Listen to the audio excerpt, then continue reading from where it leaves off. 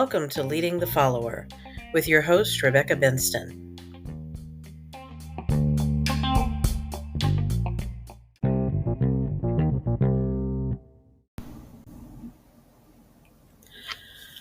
Hello and welcome to Leading the Follower. I'm Rebecca Benston and I am back after this long holiday weekend.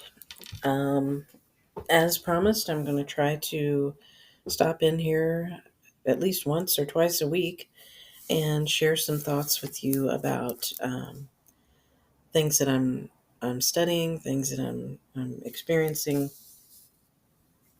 things that I feel might be useful to you. I hope that it is helpful and or at least entertaining in one way or another. So you can listen to me flounder my way through yet another podcast and maybe at least get a chuckle out of that. So I'm going to talk a little bit today about rebuilding after a time of chaos and destruction. I have been reading, obviously, in the book of Nehemiah after finishing a very uplifting and inspirational reading of the book of James. I moved on to the book of First Peter and found it to be extremely cumbersome to read at this point in time, so must not have been meant for me to do that right at this point. I'm going to turn my ringer off here. Um, so anyway, I read a couple of chapters out of First Peter, realized that probably wasn't meant for me at this time, and picked back up on the book of Nehemiah, which I've gone back to several times over the last 10, 12 years. It's been a recurring theme for me, rebuilding and having things get broken down to the point where I needed to fortify my walls, so to speak. So I picked it back up over the weekend, having had several days to do some extended prayer and some deeper thinking than normal. And I hope everyone had a great Thanksgiving weekend and time with their family. It is always a good time for me. I love to get together with family and talk with people that I don't get to see on a regular basis, and just enjoy that time of fellowship and just enjoying each other's presence and good food, of course. So, as I was reading, I started to think, I've been looking at the book of Nehemiah since back in 2010. I think it was right after I left my husband, and during the time when I was adjusting to being a single person again. I had a lot of walls that had been broken down, just as a matter of course.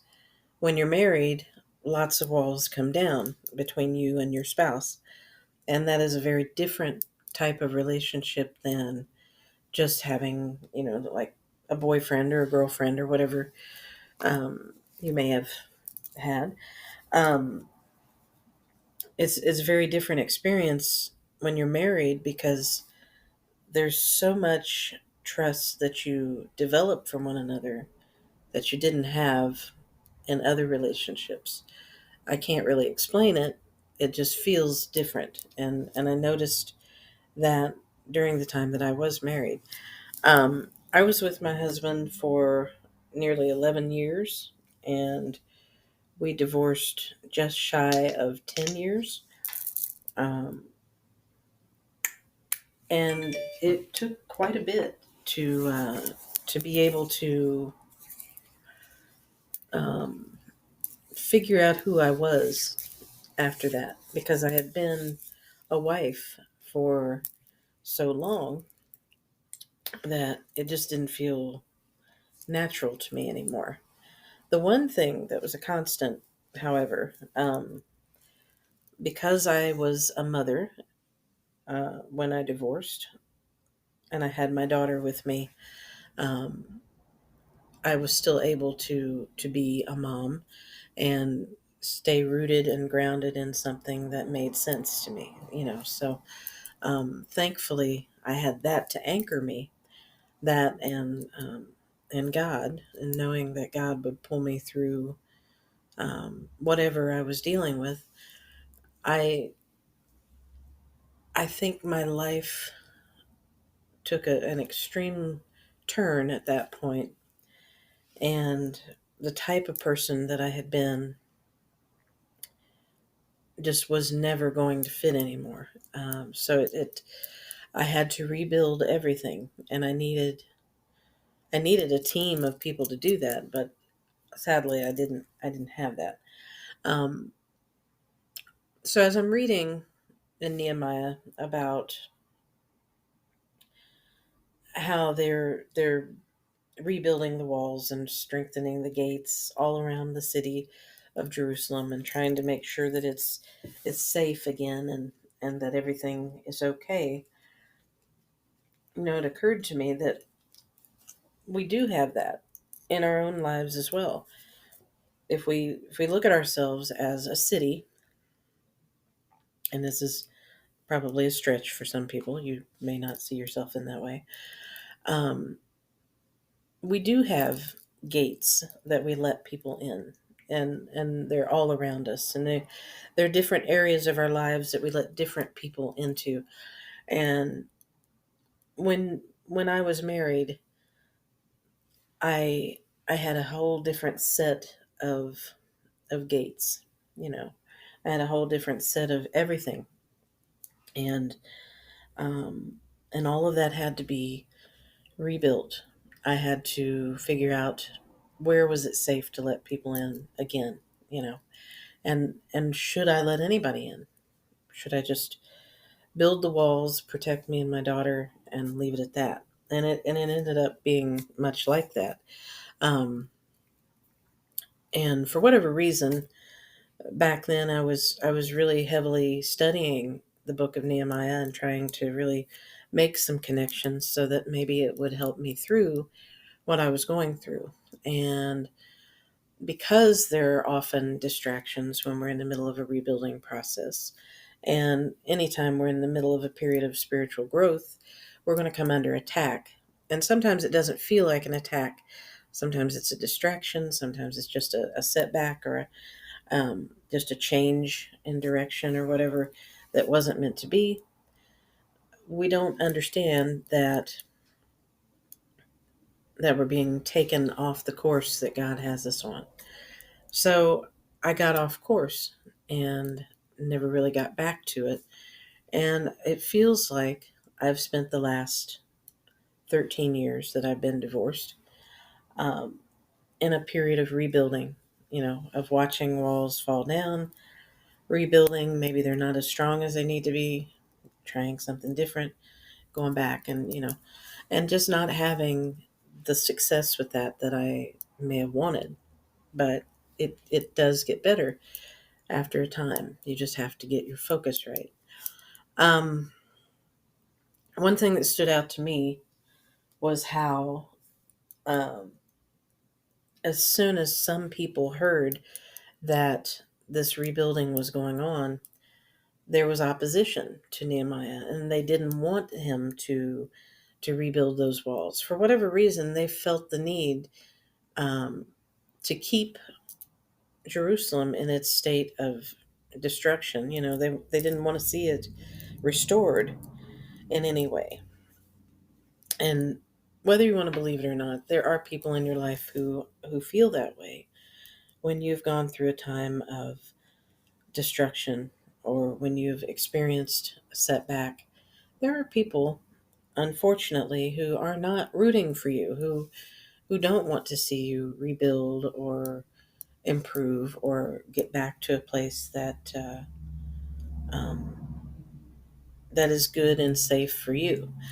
And that's where we really need to use discernment.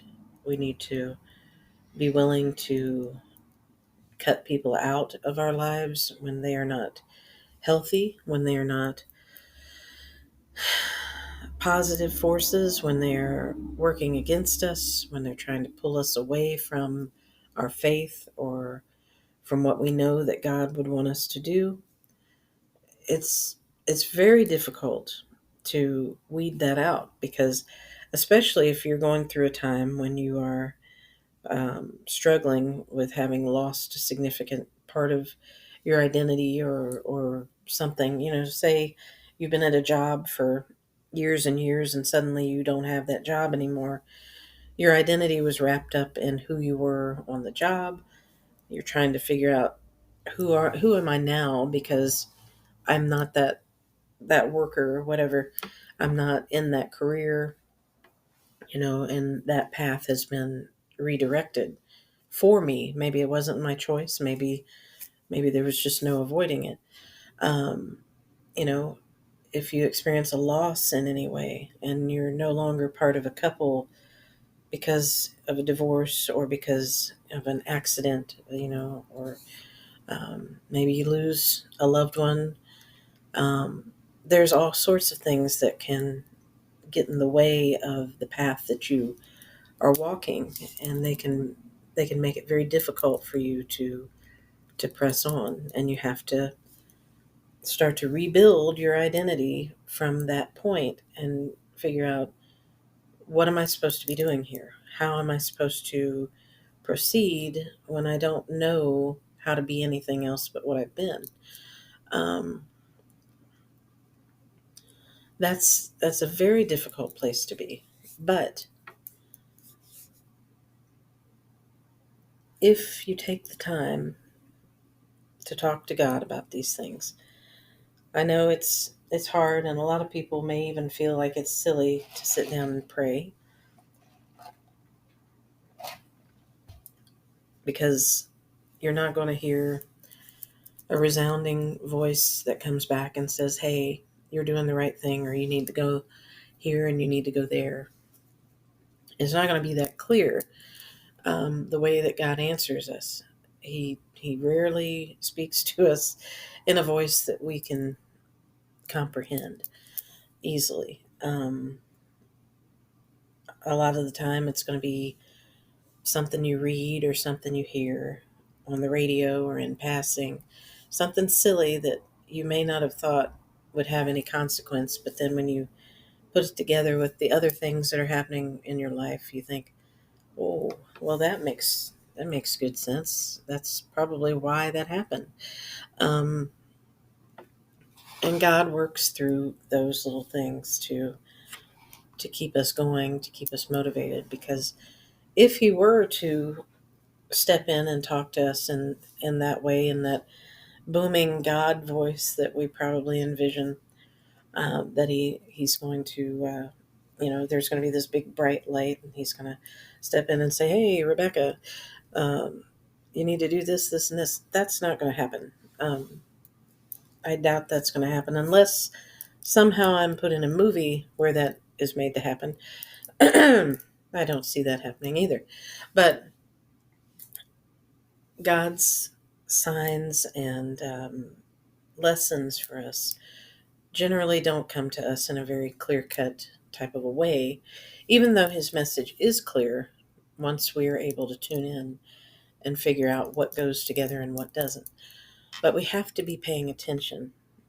We can't be distracted by the opposition. We can't be afraid to continue working toward the rebuilding while holding our sword.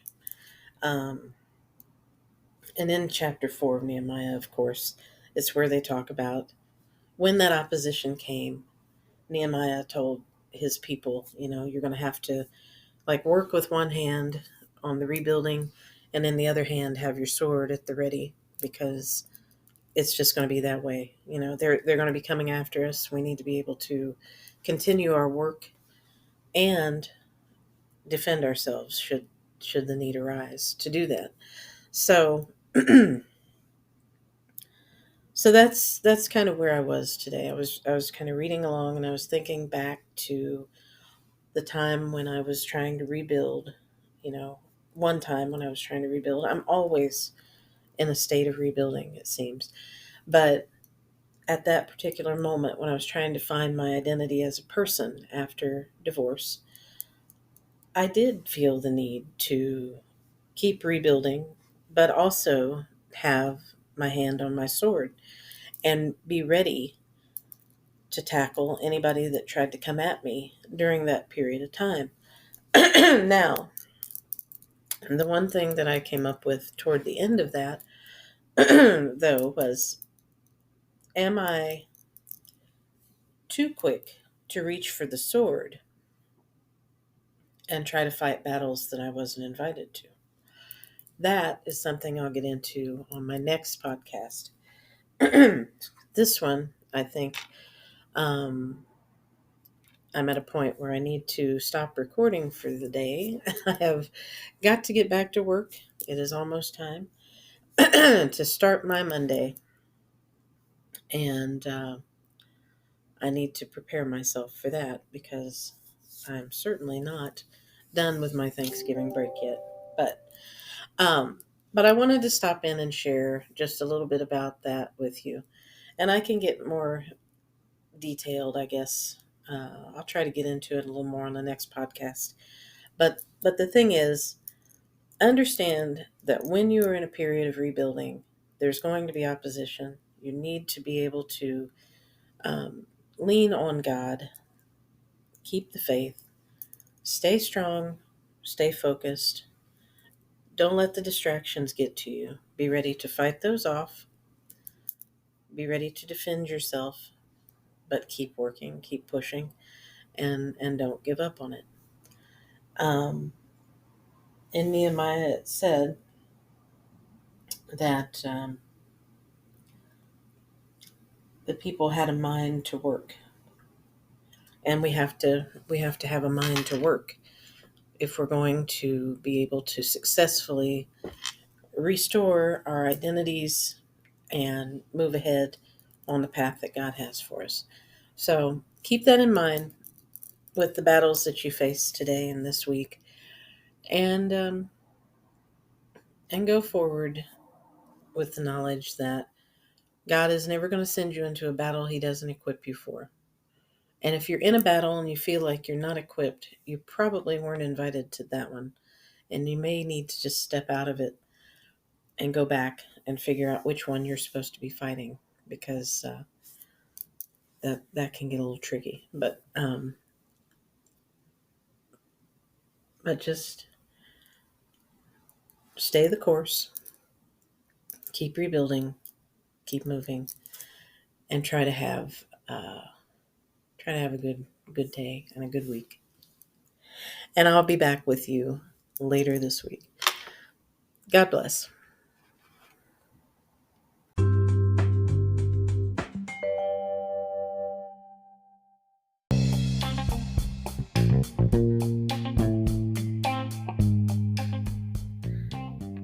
Thanks for stopping by. Be sure to check out our website and blog. The blog is at www.leading-the-follower.com. Thanks and God bless.